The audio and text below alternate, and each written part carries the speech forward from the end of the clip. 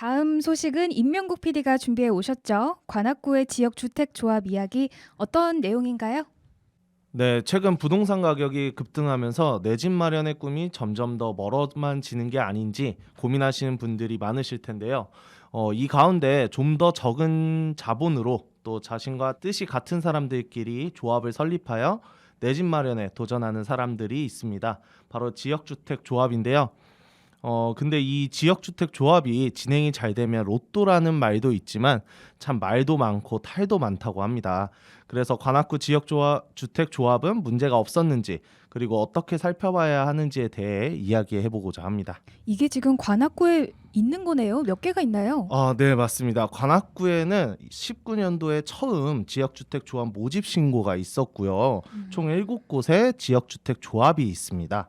네, 보라매동 2곳, 청림동 1곳, 신림동 2곳, 낙성대곳 1곳, 행운동 1곳. 이들 모두 아직 사업인가를 받지 못한 지역주택 조합입니다.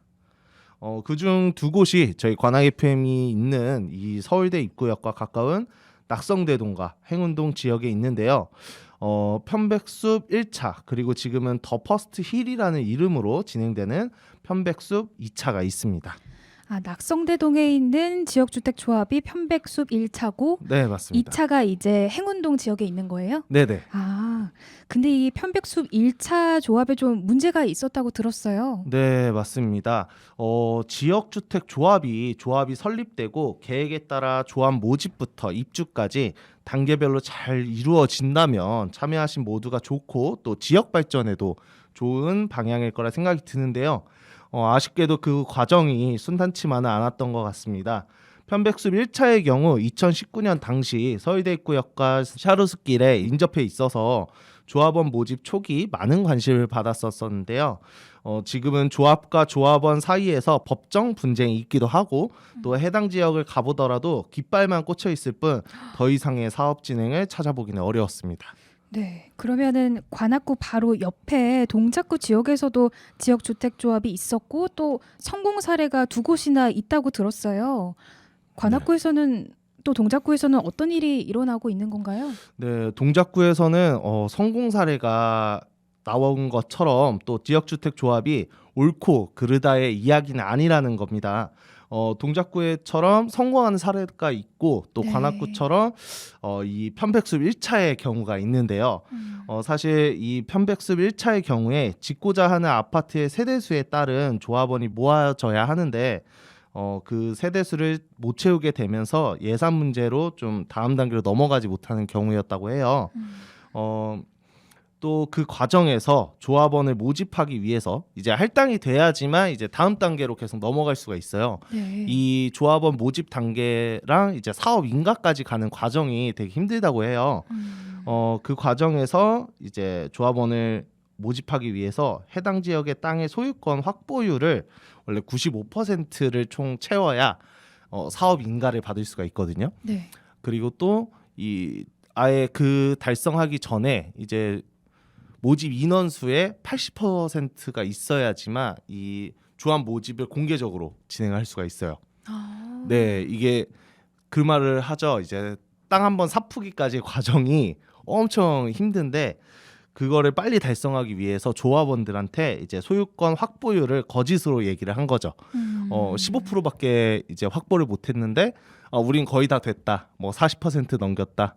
뭐 95% 중에 벌써 한 60% 채웠다. 이런 식으로 이제 거짓을 했다고 해요. 네. 그래서 거기에 거짓으로 속아서 가입하신 조합원들이 이제 분쟁이 생기게 된 거죠. 조합과. 네. 조합에 한 번 가입을 하게 될 경우에는 탈퇴 시에는 이제 시작을 할 때 냈던 돈을 돌려받지 못하나요? 이게요. 편백숲 1차의 경우에는 조합 가입 시에 거짓이 있었다는 증거로 인해서 일부 금액을 돌려받고 조합 탈퇴가 가능했다고 해요. 하지만 이 경우에도 변호사 비용 등 민사 소송을 진행해야 하고요. 또 직접 사실을 밝혀내야 해서 적지 않은 손해가 있었다고 합니다. 네, 지주택의 가장 큰 문제이기도 한데요. 대부분 조합원 계약에 따라 사업 승인 전 탈퇴 시에 투자금을 돌려받지 못합니다. 또 법적으로 문제도 없기 때문에 지자체에서 도움을 줄 수 있는 부분도 없다고 해요. 어쨌든 거짓이 분명히 있었는데도 불구하고 이렇게 소송을 해도 일부 금액밖에는 돌려받지를 못했다는 거네요. 네, 변호사 비용도 있고요. 또 음. 이제 그 총 만약에 1,000만 원이 들였다고 했을 때 네. 한 10%에서 20% 정도는 이 홍보 목적으로 사용을 할 수 있도록 또 되어 있어요, 애초에. 그래서 100% 완전히는 돌려받지 못한다. 근데 어쨌든 이런 모든 과정들이 법적으로는 전혀 또 문제가 없다는 게 어떻게 보면 더 우리 국민 여러분들이 조심해야 할 부분 같은데요. 국민 여러분들이 어떤 점 이 지주택과 관련해서 알고 계셔야 할까요? 네, 일단 지역주택 조합이 워낙 재개발에 비해서 불확실성도 크고요. 또 성공 확률이 낮기 때문에 하지 말라는 거는 아니지만 보다 더 꼼꼼하게 따져봐야 한다고 전해드리고 싶습니다. 또 자금의 유동성이 큰 2030의 경우에는 이게 부동산이 작은 돈이 아니잖아요. 그렇죠. 그래서 목돈이 묶여 있게 되기도 하고 또 마음이 바뀌어서 돌려받더라도 원금 모두가 회수되는 것도 아니기 때문에 좀 그런 점에서 유의해 주시고 더 자세히 살펴봐야 될 필요가 있다고 생각합니다. 2000년 7월에는 주택법 개정안을 통해서 지역주택 조합의 투명성이 강화되고 있고요. 또 서울시에서 지역주택 조합의 투명한 운영과 조합원의 피해 방지를 위해서 서울시내 지역주택조합 전체 110개에 대한 운영 실태 전수조사를 5월 13일까지 실시 완료한다고 합니다. 또 이렇게 관심을 갖고 자료를 꼼꼼히 보는 게 더욱 필요하다고 전해드리고 싶었습니다. 네, 국민 여러분들이 꼭 알고 계시고 투자를 하셔도 하시는 게 좀 맞을 것 같네요. 관악구의 지역주택조합 문제가 있는 부분은 또 빠르게 바로 잡고 바로 옆에 동작구처럼 성공 사례가 생기면 좋고요. 아니더라도 피해가 좀 줄었으면 하는 마음입니다. 무엇보다 또 내 집 마련 꿈꾸는 투자자분들 얼마나 많으시겠어요. 보다 좀 주의 깊게 바라보고 결정하시면 좋을 것 같네요. 소식 전달해 주셔서 감사합니다. 임명국 PD였습니다. 네, 감사합니다.